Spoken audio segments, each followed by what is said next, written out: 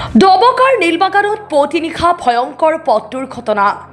নীলবাগানৰ 54 নং ৰাষ্ট্ৰীয় ঘাইপথত নিয়ন্ত্ৰণ হেৰুৱাই দলঙৰ ৰেলিঙত খুন্দা তীব্ৰবেগী ছুইফ্ট বাহনৰ। থিতাতে নিহত 3গৰাকী আৰোহী। নিহত 3জনৰ মাজত এজনক চিনাক্ত হোৱা লোকজন হাফলং মৌলপঙৰ ৰাহুল ডিমৰাগে। বাকী 2জন বৰ্তমানলৈকে চিনাক্ত হোৱা নাই। দুৰ্ঘটনাত পতিত বাহনখনৰ নম্বৰ AS02W6439। আন এজনক অতি সংকটজনক অৱস্থাত গুৱাহাটীলৈ প্ৰেৰণ। আহত লোকজন বিপন সিং।